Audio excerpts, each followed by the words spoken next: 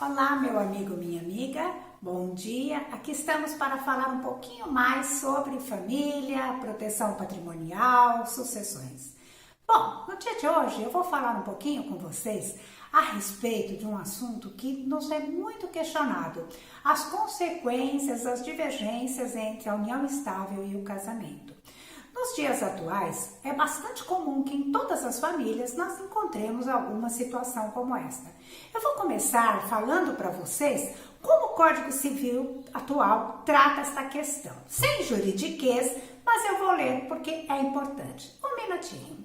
Bem, no artigo 1723 do Código Civil está previsto o seguinte: o reconhecimento como entidade familiar da união estável entre o homem e a mulher, configurada na convivência pública, contínua e duradoura, estabelecida com o objetivo de constituição de família. É preciso lembrar que, por decisão judicial, este reconhecimento se estende também às uniões homoafetivas, não apenas, portanto, entre homem e mulher.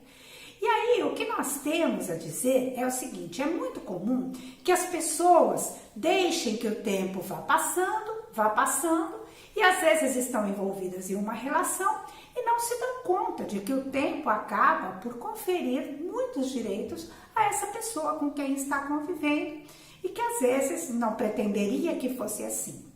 Também é muito comum que em processos de inventário ou em outras situações, os filhos venham questionar a existência de união estável dos pais. Recentemente tivemos um caso de um artista famoso em que isso se deu, e aí as pessoas da família vêm: mas não, era só uma acompanhante, não havia esse objetivo de constituir família, não tinha essas características.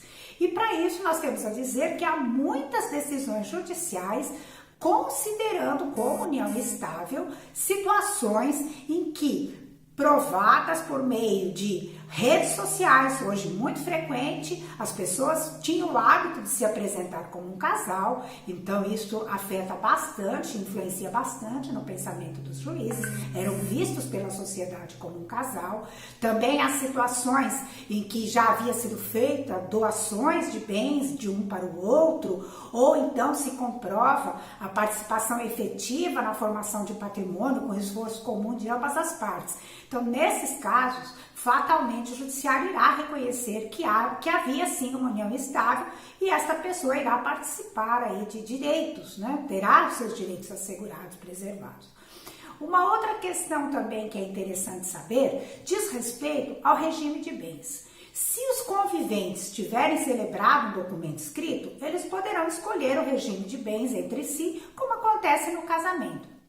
Porém, se nada for escrito, o regime de bens aplicável será o da comunhão parcial de bens, ou seja, no caso de separação, todos os bens que houverem sido adquiridos após a comprovação do início da união estável, eles serão compartilhados.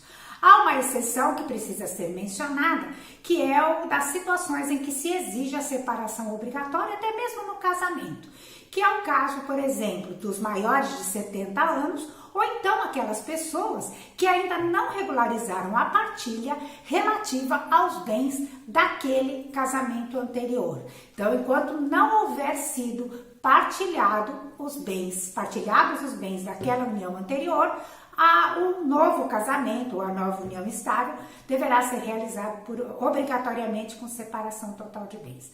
Então é preciso refletir um pouco, porque às vezes é ilusório pensar que a não formalização impedirá a participação dessa pessoa nos bens da família. Uma proteção patrimonial, uma organização patrimonial, ela será mais bem sucedida quanto mais se conseguir envolver todas as pessoas que estão nesse processo. Os riscos de questionamento reduzirão consideravelmente. Então, era isso que nós tínhamos a dizer hoje, e num outro momento falaremos a respeito das consequências em termos de direitos hereditários do convivente e se há alguma divergência também em relação ao cônjuge. Por hoje era isso, agradeço por ter nos acompanhado e até a próxima. Um abraço.